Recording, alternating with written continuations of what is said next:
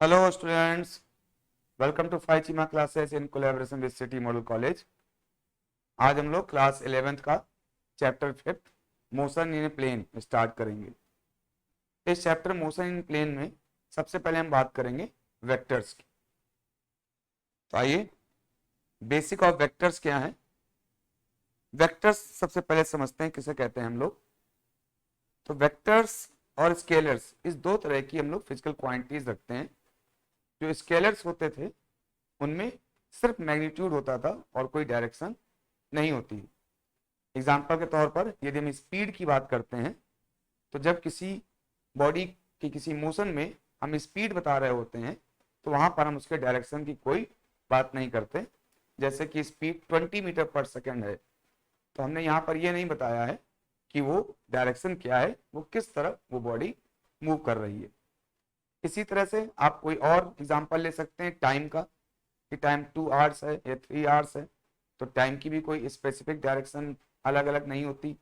वैसे तो हमेशा ही मानते हैं कि टाइम हमेशा इंक्रीज करता है, ठीक है, लेकिन इन सेंस ऑफ डायरेक्शंस देखें तो टाइम की भी कोई डायरेक्शंस नहीं है और वो भी आपकी एक स्केलर क्वांटिटीज है। अच्छी बहुत सी वैल्यूज हैं, जैसे वर्क है, एनर्जी है, तो इनमें भी कोई डायरेक्शन नहीं होती और इनमें सिर्फ हम मैग्नीट्यूड की बात करते हैं कि हमने 20 जूल वर्क किया या 30 जूल वर्क किया, या हमारी एनर्जी आपकी 50-100 जूल है या कितनी एनर्जी है। सिर्फ हम मैग्नीट्यूड की बात करते हैं, वहां पर डायरेक्शन की कोई बात नहीं करते। लेकिन कुछ ऐसी क्वांटिटीज होती हैं जिनको हम बिना डायरेक्शन के यदि हम एक्सप्रेस करें तो हम कंप्लीट इंफॉर्मेशन नहीं देते। जैसे कि वेक्टर्स उन्हीं क्वांटिटीज को कहते हैं। तो ऐसी वो क्वांटिटीज जिनको एक स्पेसिफाइड डायरेक्शन से रिप्रेजेंट करते हैं और डायरेक्शन के साथ साथ एक एडिशनल चीज और है जिसके बिना भी वो क्वांटिटीज वेक्टर नहीं कहलाती। कुछ ऐसी क्वांटिटीज हैं जिनमें डायरेक्शन तो होती है लेकिन उसके बावजूद भी वेक्टर वो नहीं होती। जैसे इलेक्ट्रिक करंट, तो जो इलेक्ट्रिक करंट है वो हमको पता होता है किसी वायर में किस तरफ से किस तरफ की ओर मूव कर रही है, लेकिन वो भी एक स्केलर क्वांटिटी है, वो एक वेक्टर क्वांटिटी नहीं है। तो किसी फिजिकल क्वांटिटीज के वेक्टर क्वांटिटीज होने के लिए जो मुख्य बात है, जो इंपॉर्टेंट बात है, वो ये है एक तो उसमें डायरेक्शन हो, स्पेसिफाइड डायरेक्शन हो, साथ साथ जब उन क्वांटिटीज को मैं ऐड करना हो या सब्ट्रैक्ट करना हो तो एडिशन और सब्ट्रैक्ट करते समय उनके डायरेक्शंस को भी ध्यान दिया जाएगा। बिना डायरेक्शंस को कंसीडर किए उनको ऐड और सब्ट्रैक्ट नहीं कर सकते। और तब उस मेथड को हम कहते हैं law of parallelogram of addition. और उनको जोड़ते समय इस बात का भी ध्यान रखा जाएगा कि एडिशन इज ऑलवेज कम्यूटेटिव, मतलब आप ए को बी में जोड़ें या बी को ए में जोड़ें उससे कोई चेंज नहीं आता। तो इस तरह के जो भी क्वांटिटीज है जिनको मैथमेटिकल परफॉर्म करते समय उनकी डायरेक्शंस को हमें ध्यान में रखना है और उनको ऐड करने के लिए हम law of parallelogram of addition का यूज करते हैं। ऐसी हर क्वांटिटी हमारी वेक्टर क्वांटिटी होगी। इन चीजों को अभी हम आगे पढ़ेंगे तो और अच्छे से समझ में आएगा। यहाँ पर हमें सिर्फ इतना ही ध्यान देना है कि वो फिजिकल क्वांटिटीज जिनमें स्पेसिफिक डायरेक्शन हो, यानी जिसको एक्सप्रेस करने के लिए मैग्नीट्यूड और डायरेक्शन की रिक्वायरमेंट हो, साथ साथ उनको जब भी हमें एडिशन या सब्ट्रैक्शन को परफॉर्म करना होगा तो वहां पर एक स्पेशल मेथड यूज करेंगे, law of parallelogram of addition method. तो कौन कौन सी ऐसी क्वांटिटीज हैं जो हमारी वेक्टर क्वांटिटीज हैं, उनमें से कुछ एग्जांपल्स हमने यहाँ पे लिखे हुए हैं।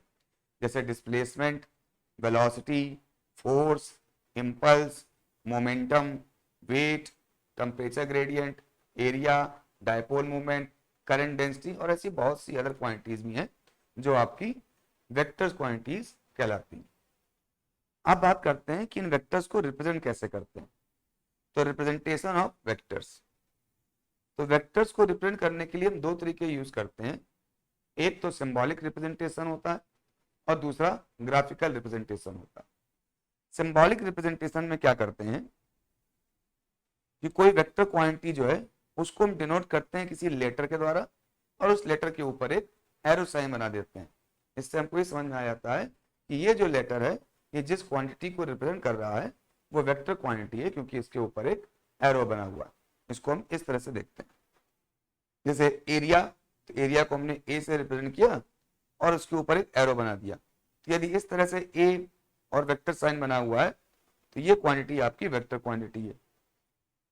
ऐसे ही मोमेंटम, मोमेंटम सपोज हमने पी से डिनोट किया है और उसके ऊपर हमने एरो साइन बना दिया है, तो ये जो क्वांटिटी हमारी मोमेंटम क्वांटिटी, ये वेक्टर क्वांटिटी हो गई। ऐसे ही फोर्स है, फोर्स में भी डायरेक्शन होती है, मैग्नीट्यूड होता है, तो इसलिए इसको रिप्रेजेंट करना चाहेंगे सिंबॉलिक रूप से, तो सपोज कैपिटल एफ लिखा, लेटर और उसके ऊपर एरो बना दिया। तो कोई भी इस तरह से सिंबल आप ले सकते हैं जिसके ऊपर ये आप एरो बना देते हैं, तो इसका मतलब वो जो लेटर है वो किसी वेक्टर क्वांटिटी को रिप्रेजेंट कर रहा है। कई बार बुक्स में इन्हीं इस तरह से लिखने के बजाय वो लेटर्स को बोल्ड लेटर्स में लिख देते हैं, ठीक है, तो उस तरीके से भी हम वेक्टर क्वांटिटीज को रिप्रेजेंट करते हैं, यानी जो लेटर्स हैं उनको बोल्ड लेटर्स में लिख दिया गया है। लेकिन इन जनरल राइटिंग में हम लोग को बोल्ड लेटर्स बनाना मुश्किल है, ये टाइम टेकिंग है, बार बार हमें एक के ऊपर लाइन बनानी पड़ेगी तब वो बोल्ड होगा, तो बजाय उसके हम लोग इसी मेथड को ज्यादा प्रेफर करते हैं कि लेटर बनाया और उसके ऊपर एक एरो बना दिया। लेकिन बहुत सी बुक्स ऐसी भी हैं जहां पर वेक्टर्स को इस तरह से रिप्रेजेंट न करके बोल्ड लेटर से रिप्रेजेंट किया जाता है, ठीक है। तो ये कुछ रिप्रेजेंटेशन ऑफ वेक्टर्स का सिंबॉलिक रिप्रेजेंटेशन हो गया। अब वेक्टर्स को हम लोग ग्राफिकली कैसे रिप्रेजेंट करते हैं उसको देखेंगे।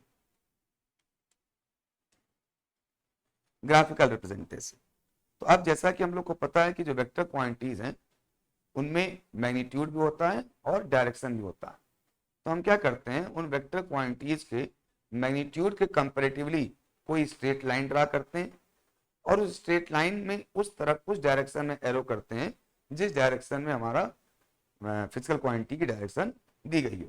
तो जैसे एग्जांपल के तौर पर हम लेंगे, तो पहले तो क्या हो गया, एक स्ट्रेट लाइन बनाएंगे और उसमें एरो होगी directing towards the direction of the quantity end of a particular length.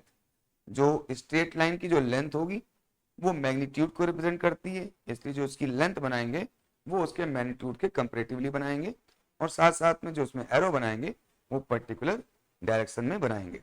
अब एग्जांपल ले लेते हैं, जैसे कि wind is flowing with 20 metre per second in north direction. हवा 20 मीटर पर सेकेंड से नॉर्थ डायरेक्शन में आपकी फ्लो कर रही है। तो अब इसका यदि हमें वेक्टर बनाना है, इसकी वेलोसिटी को लिखना है, तो ये इसकी वेलोसिटी हो गई, तो वेलोसिटी हो गई 20 metre per second in north direction. तो या तो हम पूरी बात लिखेंगे कि velocity v is equal to 20 metre per second in north direction, या फिर इसको हम वेक्टर फॉर्म में ग्राफिकल मेथड से रिप्रेजेंट करेंगे। तो ग्राफिकल मेथड से रिप्रेजेंट करने के लिए हम क्या करेंगे, इस 20 मीटर पर सेकेंड में जो मैग्नीट्यूड है उस मैग्नीट्यूड को लेते हुए एक लाइन ड्रा करेंगे और वो लाइन हमारे मैग्नीट्यूड को रिप्रेजेंट करेगी और उसकी जो लाइन की जो डायरेक्शन होगी वो टुवर्ड्स नॉर्थ होगी। इसीलिए हमने यहाँ पर नॉर्थ ईस्ट वेस्ट का एक सिंबल बना रखा है डायरेक्शंस का। इसी को कंपेयर करते हुए हम क्या करेंगे, डायरेक्शन चूज करेंगे और फिर हमारी क्वांटिटी का जो मैग्नीट्यूड है उसके अकॉर्डिंग उसकी लाइन ड्रा करेंगे। तो जैसे हमने एक स्केल ले लिया कि 1 centimetre is equal to 10 metre per second. अब ये स्केल क्यों लेना पड़ गया, क्योंकि जनरली जो हमारी कॉपी होती है वो 15 से 20 सेंटीमीटर की होती है। अब यदि उसमें हमें कोई लाइन ड्रा करनी है और सपोज ये वेलोसिटी 20 की जगह 200 मीटर पर सेकेंड दी होती, तो हम अपनी लाइन 200 सेंटीमीटर की ड्रा नहीं कर सकते, क्योंकि इतनी बड़ी हमारी कॉपी नहीं है। कॉपी का साइज मैक्सिमम हमारा 15, 20 या 30 सेंटीमीटर तक ही होता है। तो हम वहां पर क्या करते हैं, वहां स्केल कंसीडर करते हैं कि सपोज 1 सेंटीमीटर लेंथ इक्वल है 10 मीटर पर सेकेंड के, तो आपकी 20 मीटर पर सेकेंड कितनी सेंटीमीटर के इक्वल हो जाएगी, 2 सेंटीमीटर के इक्वल हो जाएगी। अब यहां पर यदि आप 1 सेंटीमीटर की जगह आप 4 सेंटीमीटर भी लिख सकते थे कि 4 centimetre is equal to 10 metre per second, तो 8 सेंटीमीटर इज इक्वल टू हो जाता 20 मीटर पर सेकेंड। तो 8 सेंटीमीटर की थोड़ी बड़ी लाइन बनती और यहाँ हमने 1 centimetre is equal to 10 metre per second consider किया है, तो जो ग्राफ जो हम लाइन बनाएंगे तो वो 2 सेंटीमीटर की छोटी बनेगी। तो हम जो स्केल लेते हैं वो दोनों तरह से कंसीडर कर लेते हैं कि ऐसा ना हो कि हमारा स्केल इतना बड़ा हो कि लाइन हमारी बहुत छोटी हो, और ऐसा भी ना हो कि स्केल हमारा इतना छोटा हो कि लाइन हमारी बहुत बड़ी बन जाए। तो इसलिए यहाँ पर सपोज एग्जाम्पल के तौर पर लिया है कि 1 centimetre is equal to 10 metre per second. अब इस गिवन वैल्यू को यदि हम ग्राफिकल रिप्रेजेंटेशन करना है तो हमने क्या किया, स्केल लिया और स्केल के अकॉर्डिंग जो हमारी वेलोसिटी है वो हो जाएगी 2 सेंटीमीटर, क्योंकि 1 सेंटीमीटर 10 मीटर पर सेकेंड, तो 20 मीटर पर सेकेंड हो जाएगा 2 सेंटीमीटर। तो 2 सेंटीमीटर की लाइन हमारी इस वेलोसिटी की वैल्यू को रिप्रेजेंट करेगी। अब हमको डायरेक्शन चूज करनी जो कि नॉर्थ है, और नॉर्थ किस तरफ है, इस तरफ वर्टिकल है, तो हम वर्टिकल डायरेक्शन में एक लाइन ड्रा कर देंगे जो होगी 2 सेंटीमीटर, लेकिन उसकी डायरेक्शन होगी नॉर्थ की तरफ। इस तरह से ये लाइन हमारी वेलोसिटी को रिप्रेजेंट कर रही है कि 20 metre per second towards north. तो इस तरह से आपका जो वेक्टर क्वांटिटी है उसको ग्राफिकली आपने यहाँ पर रिप्रेजेंट कर दिया। जब सिंबॉलिकली रिप्रेजेंट करते हैं तब जो वेक्टर का मैग्नीट्यूड होता है उस मैग्नीट्यूड को इस तरह से हम दो पैरेलल लाइंस के अंदर लिख के रिप्रेजेंट करते हैं। जैसे VW आपकी वेलोसिटी होगी, वेलोसिटी ऑफ विंड। अब ये वेक्टर क्वांटिटी है, इसीलिए इसके ऊपर हमने एरो बनाया है कि VW वेलोसिटी ऑफ विंड कैसी क्वांटिटी है, वेक्टर क्वांटिटी है। अब इसका मैग्नीट्यूड क्या है, यदि उसको हम रिप्रेजेंट करना चाहें सिंबॉलिक फॉर्म में, तो जो वेक्टर हमने सिंबॉलिक फॉर्म में लिखा है उस वेक्टर को एक पैरेलल लाइन के अंदर रख देते हैं। इस पैरेलल लाइन को कहते हैं मॉडुलस। इस मॉडुलस के अंदर जो वेक्टर रखा हुआ है, तो ये मॉडुलस इस वेक्टर के मैग्नीट्यूड को आपको दे रहा है। तो इस तरह से इस वैल्यू का जो मैग्नीट्यूड है वो इक्वल है मॉड ऑफ VW। तो ये मैग्नीट्यूड को रिप्रेजेंट करने का तरीका है।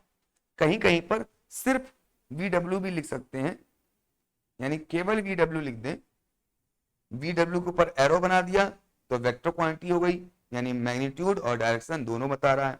यदि हम एरो हटा दें और सिर्फ VW लिख दें तो ये इसकी केवल मैग्नीट्यूड को रिप्रेजेंट कर रहा है, और इसी वेक्टर सहित इसको मॉड के अंदर रख दें तो ये भी आपका मैग्नीट्यूड रिप्रेजेंट कर रहा है। यानी कि ये दोनों बातें एक ही हैं। आप मैग्नीट्यूड को ऐसे भी लिख सकते हो वेक्टर साइन हटा करके, और मैग्नीट्यूड को आप मॉड के अंदर भी लिख सकते हो जिससे कि आपका मैग्नीट्यूड निकल आए। जब हम ऐसे लिखते हैं तो हमको दूर से देखने में ही समझ में आ जाता है तुरंत कि हम यहाँ पर मैग्नीट्यूड लिख रहे हैं, क्योंकि हमने यहाँ पर पैरेलल साइन बना रखा है। यदि हम ऐसे लिखते हैं तो हम कंफ्यूज हो सकते हैं, ऐसा नहीं कि कहीं हम यहाँ एरो बनाना भूल गए हों। तो इसलिए बजाय इस तरीके को ज़्यादा हम चूज करते हैं, जिससे कि हमारी अनसर्टेनिटी न रह जाए कि कहीं हमने गलती से एरो साइन तो नहीं बनाया है। ठीक है, तो अब मैग्नीट्यूड को रिप्रेजेंट करने के लिए दोनों तरीके हैं, लेकिन इसी तरीके को हम ज़्यादा प्रेफर करते हैं कहीं भी किसी वेक्टर के मैग्नीट्यूड को लिखना होगा। तो अब हमने यहाँ पर वेक्टर का सिंबॉलिक रिप्रेजेंटेशन देख लिया और ग्राफिकल रिप्रेजेंटेशन भी देख लिया, और मैग्नीट्यूड भी हम कैसे रिप्रेजेंट करते हैं उसको भी हमने समझ लिया। अब हम नेक्स्ट देखते हैं काइंड ऑफ वेक्टर्स, किस किस तरह के वेक्टर्स होते हैं। तो सबसे पहला लेते हैं पोलर वेक्टर्स। तो नाम से ही क्लियर है, पोलर, पोलर का मतलब होता है इसमें पोल हो, और पोल का मतलब कि दो स्पेसिफिक डायरेक्शन हो अपोजिट, उनको पोल्स कहते हैं। जैसे नॉर्थ पोल और साउथ पोल, तो दो अपोजिट डायरेक्शन। तो कोई भी वेक्टर जिसका स्टार्टिंग पता हो और एंड आपको पता हो या ना पता हो कोई जरूरी नहीं, लेकिन कहां पर वो वेक्टर स्टार्ट हो रहा है, किस जगह से वो स्टार्ट हो रहा है, यदि वो आपकी पोजीशन पता है तो उसको आप कहते हैं पोलर वेक्टर्स। जैसे कि ये तो डेफिनेशन हो गई। अब एग्जांपल कौन से हो गए, फोर्स और डिस्प्लेसमेंट। अब ये पोलर वेक्टर्स इसलिए हैं कि किसी भी बॉडी पर यदि आप फोर्स लगाएंगे तो आपको पता होना चाहिए कि वो फोर्स बॉडी के किस पॉइंट पर लग रहा है। इसी तरह से कोई बॉडी डिस्प्लेस कर रही है तो आपको ये बताना पड़ता है कि वो बॉडी किस पॉइंट से डिस्प्लेस करी है, क्योंकि जब तक आप उसका ओरिजिन नहीं बताएंगे तब तक आप उसका सही डिस्प्लेसमेंट नहीं बता सकते। तो इसलिए ऐसी क्वांटिटीज जिनके लिए आपको स्टार्टिंग पॉइंट का पता होना जरूरी है वो आपकी पोलर वेक्टर्स कहलाते हैं। जैसे वेलोसिटी है, तो वेलोसिटी पोलर वेक्टर नहीं है, क्योंकि वेलोसिटी के लिए आपको स्टार्टिंग पॉइंट का पता होना जरूरी नहीं है, क्योंकि उसमें सिर्फ एक डायरेक्शन है। वो आपके पूरे मोशन के दौरान कहीं पर भी वेलोसिटी जो होगी वो केवल एक स्पेसिफिक डायरेक्शन को बताएगी, उसमें स्टार्टिंग पॉइंट की जगह कोई वैल्यू नहीं है। एक्सेलरेशन है, वो भी आपका पोलर वेक्टर नहीं है, उसमें भी स्टार्टिंग पॉइंट की कोई जरूरत नहीं है कि कहां से स्टार्ट हो रहा है एक्सेलरेशन, क्योंकि acceleration through out the process रहता है। जबकि जो फोर्स है वो बॉडी में स्पेसिफिक पॉइंट पर लगता है और उस पॉइंट की लोकेशन आपको जानना जरूरी है। डिस्प्लेसमेंट भी किसी स्पेसिफिक पॉइंट से ही उसकी पोजीशन को देखा जाता है, कि जैसे आप अपने घर से कितनी दूरी पर हैं, तो घर वो आपका स्पेसिफिक पॉइंट हो गया, स्टार्टिंग पॉइंट हो गया, तो उसका होना बहुत जरूरी है। यदि हम स्टार्टिंग पॉइंट नहीं बताएं और सिंपली ये कहें कि हम 10 किलोमीटर दूर हैं, तो आदमी पूछेगा या कोई भी कहेगा कि 10 किलोमीटर कहाँ से दूर है, किस जगह से आप 10 किलोमीटर दूर है। तो इसका मतलब आपको कोई स्टार्टिंग पॉइंट बताना है, और वो स्टार्टिंग पॉइंट कहीं से भी हो सकता है। आप रेलवे स्टेशन से 10 किलोमीटर दूर हैं, आप अपने घर से 10 किलोमीटर दूर हैं, आप अपने स्कूल से 10 किलोमीटर दूर हैं, यानी स्पेसिफिक पॉइंट का होना यहाँ पर जरूरी है। तो ऐसे वेक्टर्स को हम लोग पोलर वेक्टर्स कहते हैं। नेक्स्ट लिखते हैं axial vectors. Axial vectors actually वो वेक्टर्स होते हैं जो किन्हीं बॉडीज के रोटेशनल इफेक्ट को रिप्रेजेंट करते हैं। तो इनकी डेफिनेशन इसीलिए इस तरह से है कि these vector represents rotational effects and always along the axis of rotation in accordance with right hand screw rule. अब इस चीज को हम एक्सप्लेन करते हैं। पहला तो एक्सियल वेक्टर कौन से वेक्टर्स हैं? ये वो वेक्टर्स हैं जो किसी बॉडी के रोटेशनल इफेक्ट को रिप्रेजेंट करते हैं। अब ये रोटेशनल इफेक्ट क्या होता है? जब हम किसी बॉडी को रोटेट करते हैं तो कोई उस पर फोर्स लगाते हैं जो उस पर रोटेशन के लिए कपल जनरेट करता है, ठीक है, या मोमेंट ऑफ फोर्स जनरेट करता है। तो वहां पर हमको देखना होता है कि वो जो मोशन है, जो रोटेशन है, वो उसको किस डायरेक्शन में आपका रोटेट कर रहा है, क्लॉकवाइज रोटेट कर रहा है या एंटी क्लॉकवाइज रोटेट कर रहा है, ठीक है। और उसकी जो डायरेक्शन कंसिडर की जाती है वो अलोंग द एक्सेस की जाती है। इसके लिए कुछ एग्जांपल ले लेते हैं। जैसे आपका एग्जांपल है टॉर्क, एंगुलर वेलोसिटी और एंगुलर मोमेंटम। इनमें से आपने सिर्फ टॉर्क हो सकता है, अभी तक आपने क्लास 10th में पढ़ा होगा। एंगुलर वेलोसिटी और एंगुलर मोमेंटम नहीं पढ़ा है, जो हम आगे पढ़ेंगे। लेकिन ये वो जो फिजिकल क्वांटिटीज हैं जो आपकी एक्सियल वेक्टर्स हैं। अब कैसे एक्सियल वेक्टर्स हैं, इसके लिए हम कुछ एनिमेशन का यूज करते हैं। जैसे ये सपोज कोई एक बॉल है जो आपकी इस एक्सेस के अबाउट रोटेट कर सकती है। तो इस तरह से ये आपकी बॉल एक्सेस के अबाउट रोटेट कर रही है।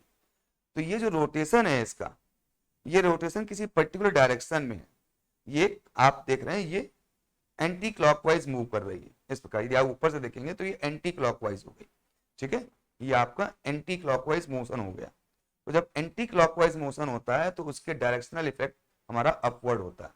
तो अब जो ये मूव कर रही है, यानी इसमें एंगुलर वेलोसिटी है या इसमें एंगुलर मोमेंटम है, तो ये मोमेंटम की जो डायरेक्शन कंसीडर की जाएगी वो ऊपर की ओर कंसीडर की जाएगी, क्योंकि जो इसका मोशन है वो इस प्रकार से राइट हैंड स्क्रू रूल के हिसाब से आपका क्लॉक एंटी क्लॉकवाइज है। तो कोई चीज एंटी क्लॉकवाइज होती है तो उसकी डायरेक्शन आप थंब से रिप्रेजेंट करते हैं। जो मोशन है, उस मोशन का जो सर्कुलर मोशन है उसको हम लोग फिंगर के कर्लिंग पोजीशन से रिप्रेजेंट करते हैं, और जो उसका इफेक्ट है उसको हम थंब से रिप्रेजेंट करते हैं। तो बॉडी यहाँ पर फिंगर की कर्लिंग के हिसाब से घूम रही है, तो जो इसकी डायरेक्शन मानी जाएगी वो ऊपर की ओर मानी जाएगी। तो जब किसी बॉडी को आप रोटेट कर रहे होते हो तो यदि वो रोटेट करते समय एंटी क्लॉकवाइज रोटेट कर रहा है तो आप जो टॉर्क लगा रहे हो उस टॉर्क की डायरेक्शन ऊपर की ओर यानी थंब की डायरेक्शन में हो जाएगी, जैसे कि आप यहाँ पर शो कर रहे हो। यही बॉडी यदि उल्टा घूमने लगे तो जो इसकी डायरेक्शन होगी एंगुलर वेलोसिटी की या एंगुलर मोमेंटम की या जो आप टॉर्क लगा रहे होगे वो फिर अब नीचे की ओर हो जाएगी। तो यहाँ पर ये एंटी क्लॉकवाइज घूम रही है, इस डायरेक्शन में घूम रही है, तो इसलिए इसकी जो डायरेक्शन है टॉर्क की या एंगुलर वेलोसिटी की, एंगुलर मोमेंटम की, वो ऊपर की ओर है। एक और एग्जांपल लेते हैं जिसको आप घर में भी यूज कर सकते हैं। देख सकते हैं जैसे कोई नट बोल्ट होता है आपका, नट और बोल्ट को नट में डाल के जब आप घुमाते हैं तो वो या तो अंदर की तरफ जाता है या फिर बाहर की तरफ जाता है। वो भी हमारे इसी राइट हैंड स्क्रू रूल के हिसाब से वर्क करता है। यदि आप क्लॉकवाइज घुमा रहे हैं, यदि आप एंटी क्लॉकवाइज घुमा रहे हैं, जैसे ये है, ये एंटी क्लॉकवाइज घूम रहा है तो वो डायरेक्शन उसकी बाहर की ओर होगी, यानी जो नट होगा वो बोल्ट होगा वो बाहर की ओर आएगा। और यदि क्लॉकवाइज घुमाएंगे तो बोल्ट आपका अंदर की ओर जाएगा। क्लॉकवाइज घुमा रहे हैं तो बोल्ट आपका अंदर की ओर जा रहा है। तो वो भी इस तरह से आप उसकी राइट हैंड रूल से कर सकते हैं। अब ये बोट ऐसे घूम रहा है, एंटी क्लॉकवाइज घूम रहा है, तो ये ऊपर की ओर आपका चला जाएगा नट में, ठीक है। तो ये इस प्रकार से आपका ये जो वेक्टर्स होगा ये आपके एक्सियल वेक्टर्स है, क्योंकि ये एक्सेस के अलाउंग जिसके अबाउट घूम रहे होते हैं उस एक्सेस के अलाउंग वर्क करते हैं। तो यहाँ पर इसका एंगुलर मोमेंटम की डायरेक्शन ऊपर की ओर है, जो आप इफेक्ट से भी देख रहे हो, और यहाँ भी इसके जो मोशन का डायरेक्शन था, जो एंगुलर मोशन का डायरेक्शन था, वो आपका ऊपर की ओर था। तो ये दोनों ही आपके एक्सियल वेक्टर के डायरेक्शन हो गए जिनके रोटेशनल इफेक्ट को एक्सेस की डायरेक्शन से रिप्रेजेंट करते हैं।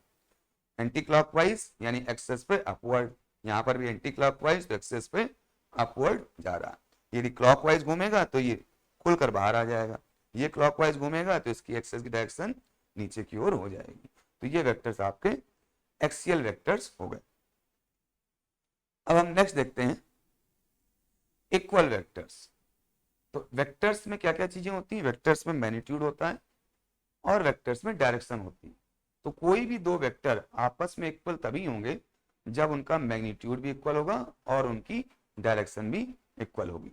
तो जैसे कि हमने कोई वेक्टर बनाया ए और इसी के पैरेलल, इसी की सेम डायरेक्शन में, इसी के बराबर का मैग्नीट्यूड लेते हुए कोई दूसरा वेक्टर बनाया बी, तो ये दोनों ही वेक्टर आपके इक्वल वेक्टर्स हैं क्योंकि इनका मैग्नीट्यूड भी सेम है और साथ साथ डायरेक्शन भी सेम है।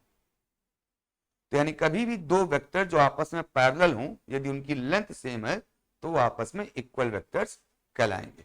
यहां पर वेक्टर ए और वेक्टर बी आपस में इक्वल, तो A vector is equal to B vector, vector A और वेक्टर बी आपस में इक्वल। ठीक है, नेक्स्ट है आपका अपोजिट वेक्टर्स। इक्वल वेक्टर्स के केस में यदि डायरेक्शन अपोजिट हो जाए किसी एक की तो वो आपके अपोजिट वेक्टर्स हो जाते हैं। तो अपोजिट वेक्टर का मतलब है मैग्नीट्यूड तो सेम होगा, बस डायरेक्शन जस्ट अपोजिट होगी। पैरेलल भी होंगे, जैसे यहाँ दोनों पैरेलल हैं, इक्वल मैग्नीट्यूड है और सेम डायरेक्शन, तो इक्वल हो गए। अब इनमें से किसी एक की डायरेक्शन केवल पलट दीजिए, तो डायरेक्शन यदि अपोजिट हो गई, पैरेलल भी है, मैग्नीट्यूड में इक्वल भी है और डायरेक्शन अपोजिट है, तो वो वेक्टर्स कहलाते हैं आपके अपोजिट वेक्टर। तो अपोजिट वेक्टर्स के लिए जरूरी है कि उनकी वो वेक्टर्स आपस में पैरेलल हो लेकिन अपोजिट हो और साथ साथ उनका जो मैग्नीट्यूड हो वो इक्वल हो। तो ऐसे वेक्टर्स को हम लोग अपोजिट वेक्टर्स कहते हैं। यही सेम वेक्टर्स थे, इनमें से एक को रिवर्स कर दिया तो अब ये वेक्टर्स आपके अपोजिट वेक्टर्स हो गए। ठीक है, यानी अब ये जो वेक्टर हैं वो आपस में इक्वल नहीं है। Vector A is not equal to vector B. ठीक है, मैग्नीट्यूड इक्वल है लेकिन पूरे वेक्टर्स कंपोजिट, कंपोजिट वेक्टर का मतलब हो गया, कंप्लीट वेक्टर का मतलब वेक्टर की डायरेक्शन और उसका मैग्नीट्यूड।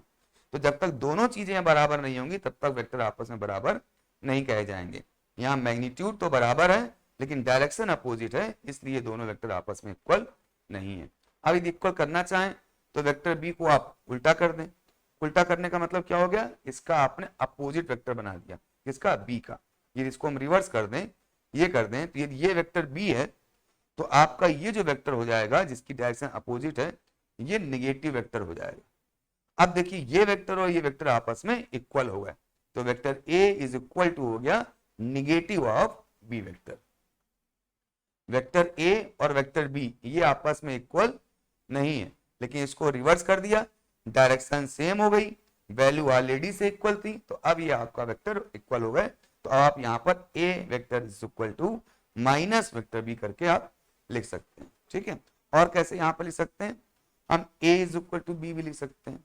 अब देखिए वेक्टर साइन ऊपर नहीं लगाया है, इसका मतलब क्या हो गया कि ये वेक्टर ए का मैग्नीट्यूड है और ये वेक्टर बी का मैग्नीट्यूड है, तो वेक्टर्स के मैग्नीट्यूड इक्वल है, तो इस तरीके से इनको हम लिख सकते हैं। लेकिन जैसे ही एरो साइन बनाएंगे आप उसको इक्वल नहीं लिखेंगे, क्योंकि एरो लगाते ही ये वेक्टर बन जाएंगे और वेक्टर में डायरेक्शन को भी कंसीडर करना पड़ेगा।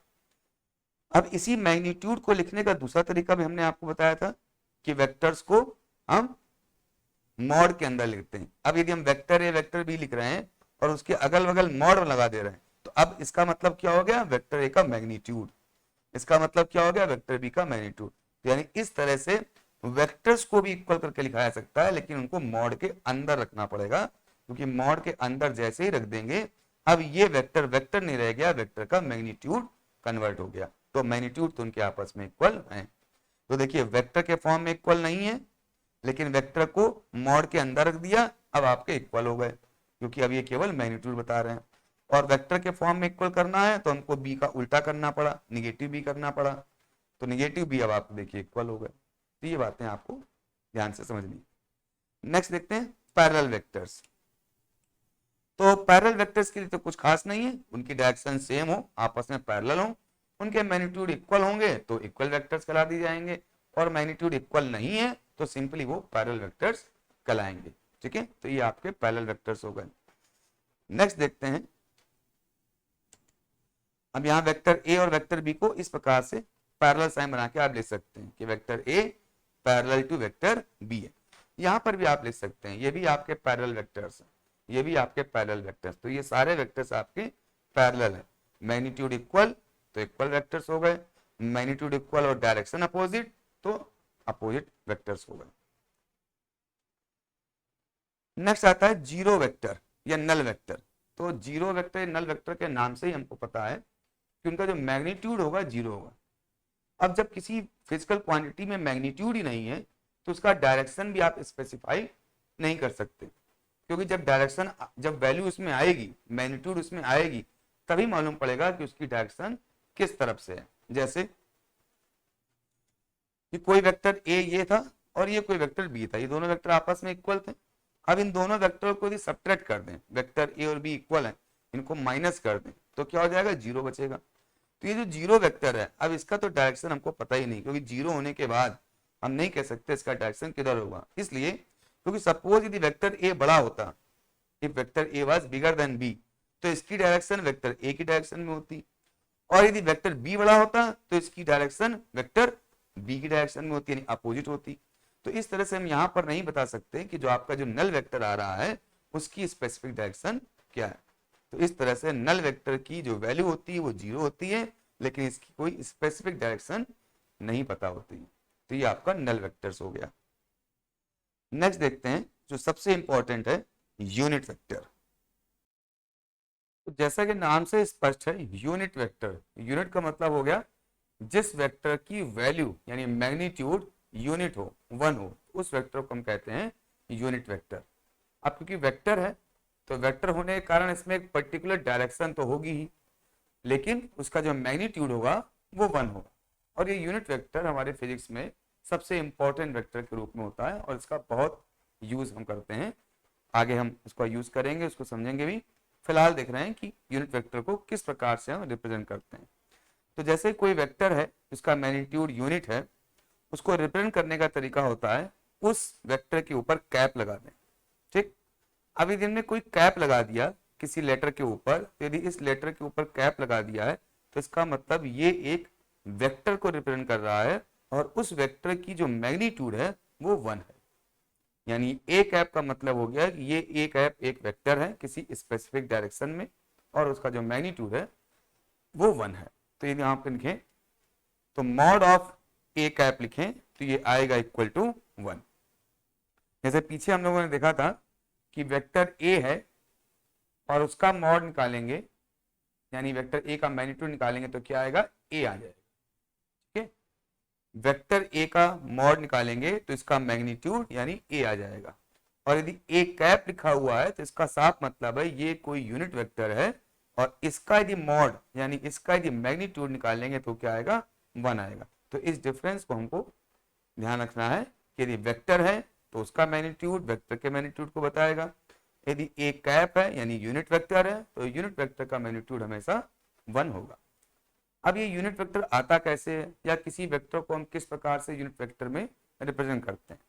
तो जैसे कि अभी हम लोगों ने देख लिया कि कोई वेक्टर ए हो, उस वेक्टर ए का जो मैग्नीट्यूड होता है उसको हम या तो इस तरह से लिखते हैं या हम सिंपली ए लिख दें।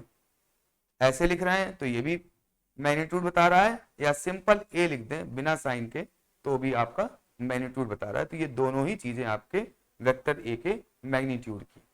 तो अब आप देखिए यदि वेक्टर ए में इसके मैग्नीट्यूड से डिवाइड कर दिया जाए तो उसका मैग्नीट्यूड कैंसिल हो जाएगा, तो मैग्नीट्यूड कितना बचेगा, वन, क्योंकि इसका मैग्नीट्यूड कितना है, ए, वेक्टर ए का मैग्नीट्यूड कितना है, ए, और इसी से डिवाइड कर दिया जाए इसके नीचे वेक्टर ए के नीचे, तो मैग्नीट्यूड आपस में एक दूसरे को कैंसिल कर देंगे तो वन बचेगा और सिर्फ क्या बचेगी, डायरेक्शन जो कि वेक्टर ए की थी।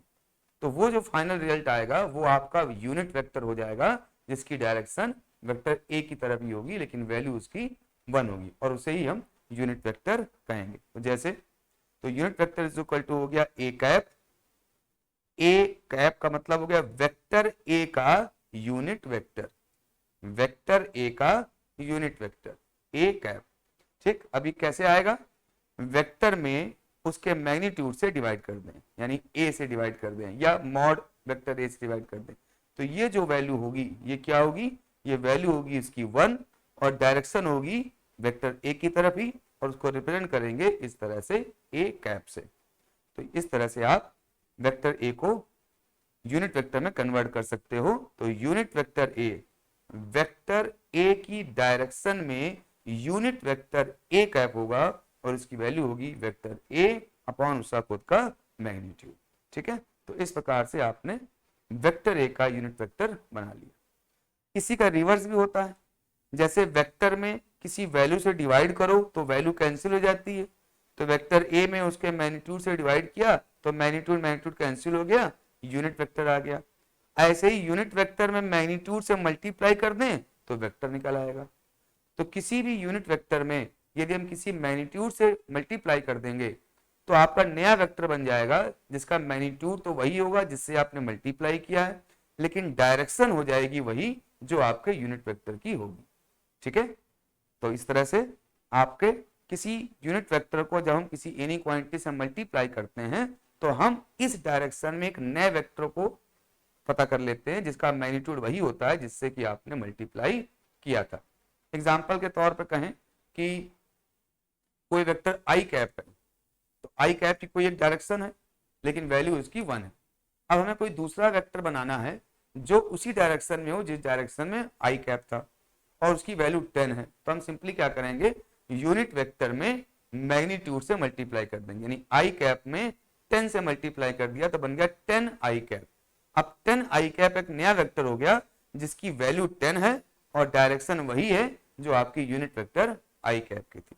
ठीक है, तो इस प्रकार से ये यूनिट वेक्टर का डेफिनेशन हो गई। अब हम कुछ और चीजें देखते हैं इसी में।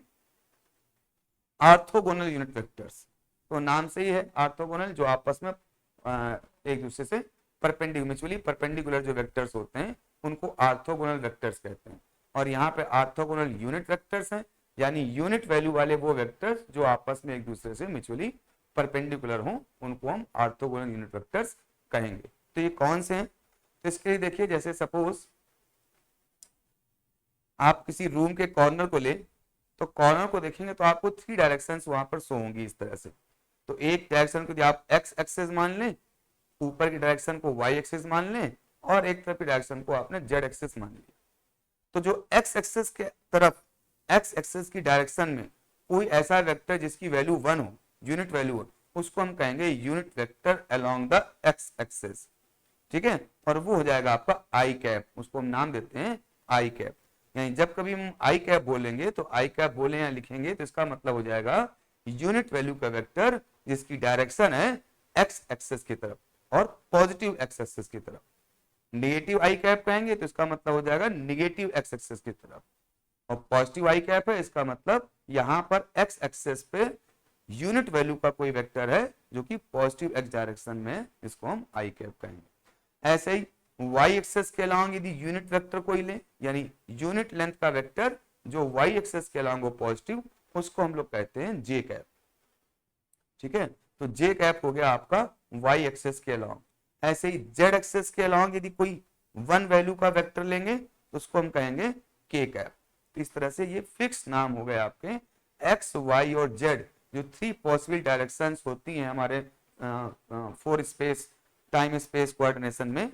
तो उसमें हम किसी की डायरेक्शन को रिप्रेजेंट करने के लिए या तो एक्स वाई जेड या इन तीनों के कॉम्बिनेशन से किसी की डायरेक्शन को रिप्रेजेंट करते हैं, तो वहां पर हम आई जे और के का यूज करेंगे, क्योंकि इनके द्वारा हम स्पेसिफिक डायरेक्शन को बताते हैं और इनकी खुद की वैल्यू कितनी होती है, 1 होती है। ठीक, अब जैसे यहाँ पर हम कहें कि 10 किलोमीटर हम एक्स एक्सेस पर डिस्प्लेस किया, हमने किसी बॉडी को 10 किलोमीटर या हमारी कार एक्स एक्सेस पे 10 किलोमीटर चली, इसका वेक्टर बनाइए। तो वेक्टर कैसे बना देंगे, एक्स एक्सेस के अलोंग हमारी डायरेक्शन क्या होती है, आई कैप होती है। एक्स एक्सेस के अलोंग यदि वेक्टर बनाना चाहें तो आई कैप होता है एक्स एक्सेस के अलोंग का यूनिट वैल्यू का वेक्टर, और हमारा कितना है 10 किलोमीटर का वैल्यू। तो हम यहां पर क्या कर देंगे, इससे 10 किलोमीटर से मल्टीप्लाई कर देंगे, तो इससे क्या आ जाएगा, ये आपका आ जाएगा 10 आई कैप किलोमीटर। ठीक है, तो 10 आई कैप का मतलब हो गया कि 10 किलोमीटर उसकी वैल्यू है और डायरेक्शन क्या है, एक्स एक्सेस की तरफ। तो ये आपके यूनिट वेक्टर का यहाँ पर एक यूज हो गया। यूनिट वेक्टर में आप मैग्नीट्यूड का मल्टीप्लाई कर देते हैं तो वो नया वेक्टर बन जाता है उस मैग्नीट्यूड के साथ में, लेकिन डायरेक्शन वही रखता है जो कि यूनिट वेक्टर की होती है। ठीक, ऐसे आप किसी भी एक्सेस के अलॉन्ग आप किसी नए वेक्टर को डायरेक्शन में कन्वर्ट करके लिख सकते हैं। ठीक है, कुछ और चीज इसी में कि जो ऑर्थोगोनल यूनिट वेक्टर्स हैं, तो आप देख रहे हैं एक्स परपेंडिकुलर है वाई के, वाई परपेंडिकुलर है जेड के, जेड परपेंडिकुलर है एक्स के, तो ये सब आपस में म्यूचुअली परपेंडिकुलर डायरेक्शन से, और इनके अलोंग जो आपके यूनिट वेक्टर्स भी हुए ये भी क्या हो गए, आपस में म्यूचुअली परपेंडिकुलर हो गए। ठीक है, तो इस तरह से आपका आई जे के ऑर्थोगोनल यूनिट वेक्टर्स कहलाते हैं। नेक्स्ट देखते हैं representation of vectors in term of unit vector. इसका एक एग्जांपल अभी हम लोगों ने दिखा जिसमें हम लोगों ने 10 आई कैप करके लिखा था। ऐसे एग्जांपल और लेते हैं, जैसे सपोज कोई प्लेन है वो फ्लाई कर रहा है विद 200 मीटर पर सेकंड से। ठीक है, अब वो किस तरह से फ्लाई कर रहा है, तो सपोज हमने एक एनिमेशन यहाँ पर ले लिया कि कोई प्लेन आपका इस तरह से फ्लाई कर रहा है कि वो एक्स एक्सेस पे चल रहा है, वो वाई एक्सेस पे चल रहा है और फिर वो आपका जेड एक्सेस पे भी आ रहा है। तो इस तरह से पहले उसकी वेलोसिटी एक्स एक्सिस की तरफ है, फिर उसकी वेलोसिटी वाई एक्सेस की तरफ है और फिर उसके बाद उसकी वेलोसिटी आपके जेड एक्सेस की तरफ हो जाती है। तो इसको यदि हम वेलोसिटी के इसकी वेलोसिटीज को लिखना चाहें कि जब वो एक्स एक्सिस की तरफ है तब उसकी वेलोसिटी क्या होगी, जब वो वाई एक्सेस की तरफ है तब उसकी वेलोसिटी क्या होगी, और जब वो जेड एक्सेस की तरफ है तब उसकी वेलोसिटी क्या होगी। तो उसको हम इस तरह से लिखेंगे कि 200 आई कैप जब वो एक्स एक्सेस के अलॉन्ग चल रहा है उस समय उसकी जो वेलोसिटी हो गई वो हो जाएगी 200 आई कैप, क्योंकि आई कैप पर जैसे ही हमने मैग्नीट्यूड से मल्टीप्लाई किया अब हमारा ये नया वेक्टर बन गया 200 आई कैप, जिसकी वैल्यू है 200 मीटर पर सेकेंड और डायरेक्शन है आपकी पॉजिटिव एक्स एक्सेस। तो इस तरह से जब आपका प्लेन एक्स एक्सेस की तरफ चल रहा होगा उसकी वेलोसिटी होगी 200 आई कैप। इसी तरह से जब वो आपका वाई एक्सेस पे चल रहा होगा, वाई एक्सेस चल रहा होगा तो उसकी वेलोसिटी हो जाएगी 200 जे कैप, और जब जेड एक्सेस पे चल रहा होगा तो उसकी वेलोसिटी हो जाएगी आपकी 200 के कैप। इस तरह से डायरेक्शंस को मैग्नीट्यूड से मल्टीप्लाई करके हम वेक्टर क्वांटिटीज को जनरेट कर लेते हैं उन पर्टिकुलर डायरेक्शंस में।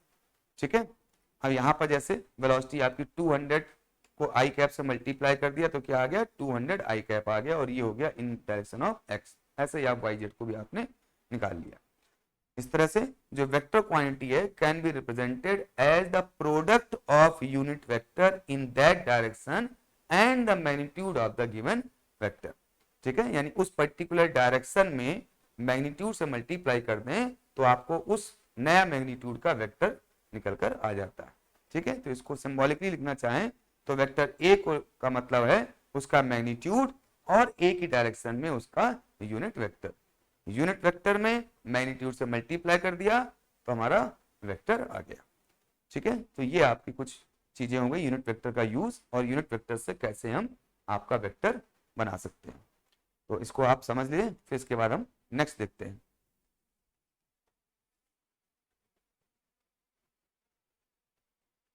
ओके, तो अब नेक्स्ट देखते हैं एंगल बिटवीन द वेक्टर्स। ये भी बड़ा इंपॉर्टेंट है कि हम किन्हीं वेक्टर्स के बीच के एंगल को कैसे आइडेंटिफाई करते हैं। जैसे तो रूल क्या है, रूल ये है कि कोई भी जो दो वेक्टर्स होंगे उन वेक्टर्स को आप सेम पॉइंट से स्टार्ट करें, यानी वेक्टर्स का सेम पॉइंट पे स्टार्ट होना जरूरी है यदि आप उनके बीच का एंगल देखना चाहते हैं। और जब वेक्टर सेम पॉइंट से स्टार्ट हो जाएंगे तो उनके बीच का जो स्मॉलर एंगल होगा उसी को हम एंगल बिटवीन द वेक्टर्स कहते हैं। तो एग्जांपल लिखते हैं कि जैसे एक वेक्टर ए है और कोई वेक्टर बी है, तो वेक्टर बी को वेक्टर ए के पॉइंट से ही स्टार्ट होना, यानी दोनों वेक्टर का एक ही पॉइंट से स्टार्ट होना जरूरी है। अब इस समय जो इनके बीच एंगल है, तो एक एंगल तो आपका ये एंगल हो गया छोटा और एक एंगल आपका हो गया बड़ा। तो हमेशा जो आपका जो छोटा एंगल होता है, स्मॉलर एंगल होता है, उसी को वेक्टर्स के बीच का एंगल कहते हैं, बशर्ते दोनों वेक्टर आपके सेम पॉइंट से स्टार्ट कर रहे हैं। तो यहां पर जो एंगल हो गया थीटा हो गया। अब कोई और एग्जांपल लेते हैं, जैसे वेक्टर ए है और कोई वेक्टर बी है। अब इस तरह से वेक्टर्स बने हुए हैं और इनके बीच का एंगल आपको पता करना है। तो कंडीशन ये है कि वेक्टर्स का एंगल निकालने के लिए कि आपके जो दोनों वेक्टर हैं वो सेम पॉइंट से स्टार्ट होने चाहिए। तो यहाँ पे वेक्टर ए स्टार्ट हो रहा है इस पॉइंट से, जबकि वेक्टर बी स्टार्ट हो रहा है इस पॉइंट से। तो अब यहाँ पर हम कैसे इनके बीच का एंगल निकाल लें? तो उसका रास्ता क्या है, या तो आप वेक्टर ए को आगे बढ़ा दीजिए और उसी पॉइंट से स्टार्ट कर दीजिए जिस पॉइंट से बी स्टार्ट हो रहा है। तो जहां वेक्टर ए था तो उस वेक्टर ए को हम आगे इंक्रीज कर दिया हमने उसी डायरेक्शन में, जिससे कि हमारा वेक्टर ए उसी पॉइंट से स्टार्ट हो जाए जिस पॉइंट से आपका बी स्टार्ट हो रहा है। अब ये जो एंगल हो गया इनके बीच का, ये वेक्टर ए और वेक्टर बी का एंगल हो गया। ठीक है, फिर से देख लीजिए कि आपका वेक्टर बी ऐसे था, हमको दोनों वेक्टर का स्टार्टिंग पॉइंट एक ही जगह पर चाहिए, तो हमने क्या किया, इस वेक्टर ए को आगे स्लाइड करके ले गए, क्योंकि सेम डायरेक्शन में आगे पीछे करने से और वेक्टर्स को पैरेलली ट्रांसफर करने से वेक्टर्स पे कोई इफेक्ट नहीं आता। ध्यान रखिएगा, किसी वेक्टर्स को अपने अलोंग द डायरेक्शन आगे पीछे करने से और या उस वेक्टर के पैरेलल वेक्टर को शिफ्ट करने से वेक्टर्स के किस वैल्यू पर या उसकी डायरेक्शन पे कोई चेंज नहीं होता। तो यहाँ पर हम क्या करेंगे, क्योंकि दोनों वेक्टर को सेम पॉइंट से स्टार्ट करना है, तो वेक्टर ए को हमने इस तरह से आगे स्लाइड कर दिया और उसी पॉइंट से स्टार्ट कर दिया वेक्टर ए को भी जिस पॉइंट से वेक्टर बी स्टार्ट हो रहा। अब इनके बीच का जो छोटा एंगल है, छोटा एंगल ये हो गया और बड़ा एंगल ये हो गया, तो जो छोटा एंगल है वो इनके बीच का वेक्टर एंगल कहलाएगा। ठीक है, अब यहाँ पर हमने वेक्टर ए को आगे बढ़ाया था। दूसरा रास्ता ये है कि हम वेक्टर बी को ही स्लाइड करके पैरेलली ए पर ले जाएं इस तरीके से। ठीक है, अभी हमने वेक्टर ए को आगे करके वेक्टर बी के साथ स्टार्ट कर दिया था। तो हमने बताया कि वेक्टर को अलोंग द डायरेक्शन यदि आप आगे पीछे करते हैं तो वेक्टर्स में कोई चेंज नहीं पड़ता। दूसरा, वेक्टर के पैरेलली वेक्टर को हम शिफ्ट करते हैं, उस पर भी वेक्टर में कोई चेंज नहीं पड़ता। तो हमने क्या किया, इस बार हमने वेक्टर बी को पैरेलली इस तरह से शिफ्ट किया कि दोनों वेक्टर आपके एक ही पॉइंट से स्टार्ट हो जाए। अब इनके बीच का जो एंगल होगा वो फिर से क्या हो जाएगा, एंगल बिटवीन द वेक्टर्स हो जाएगा। तो आप चाहें तो इस तरह से एंगल बिटवीन द वेक्टर्स कर सकते हैं एज पर रिक्वायरमेंट, या इस तरह से कर सकते हैं और दोनों ही वेक्टर आपके सेम एंगल बन रहे हैं यहाँ पर। ठीक है, तो ऐसे किन्हीं दो वेक्टर्स के बीच का एंगल हम निकालते हैं। एक और एग्जांपल लेते हैं, जैसे ये वेक्टर ए है और वेक्टर बी है। अब यहाँ पर दोनों वेक्टर सेम पॉइंट से स्टार्ट हो रहे हैं, तो जब सेम पॉइंट से स्टार्ट हो रहे हैं तो इनके बीच का जो छोटा एंगल होगा वही वेक्टर ए और बी के बीच का एंगल होगा। बट डिफरेंस क्या है, इसमें जो एंगल है वो पॉजिटिव एक्स एक्सिस के डायरेक्शन में यानी एंटी क्लॉकवाइज है, तो इसको पॉजिटिव एंगल कंसीडर कर लेते हैं। और ये आपका एक्स एक्सिस के नीचे जा रहा है, निगेटिव डायरेक्शन जा रहा है, तो इसको निगेटिव एंगल कंसीडर कर लेते हैं। ठीक है, लेकिन वो भी तब जब दो एंगल एक साथ सामने बन रहे हो और हमें एक दूसरे को कंपेरेटिवली बताना हो कि कौन सा पॉजिटिव है कौन निगेटिव। अदरवाइज सिंगल एंगल है तो उसको हम पॉजिटिव मान के ही करेंगे। ऐसे ही कोई दूसरा वेक्टर ए है और कोई वेक्टर बी इस तरह से बना हुआ है, ये पहला वेक्टर और दूसरा वेक्टर यहाँ पर बना हुआ, इनके बीच में एंगल निकालना है। तो फिर से वही रूल कि दोनों वेक्टर को सेम पॉइंट से स्टार्ट होना जरूरी है। तो या तो हम वेक्टर ए को आगे स्लाइड कर देंगे कि वेक्टर ए को आगे स्लाइड कर दिया जिससे वेक्टर ए और वेक्टर बी सेम पॉइंट से स्टार्ट होगा। अब इनके बीच जो ये एंगल हो गया छोटा, ये छोटा है और ये पीछे देखिए ये बड़ा एंगल बनेगा, तो ये हो गया एंगल आपका वेक्टर ए और वेक्टर बी के बीच का। दूसरा रास्ता है कि वेक्टर बी को हम शिफ्ट कर दें कि वेक्टर बी और ए एक जगह से स्टार्ट हो। पर्पस यही है कि दोनों वेक्टर सेम पॉइंट से स्टार्ट होना चाहिए। उसके लिए किसी भी वेक्टर को आप शिफ्ट कर सकते हैं, चाहे वेक्टर को अलोंग द लाइन कर दिया या वेक्टर बी को पैरेलल टू इटसेल्फ कर दिया। तो ये जो एंगल बन गया ये आपका वेक्टर ए और वेक्टर बी के बीच का एंगल बन गया। तो इस तरह से हम लोगों ने एंगल बिटवीन द वेक्टर्स को देखा, वेक्टर से कुछ डिफरेंशिएशन पढ़ी। अब नेक्स्ट टर्न पे हम कुछ ऑपरेशंस को करेंगे और चीजों को समझेंगे। तो तब तक के लिए bye bye and take care.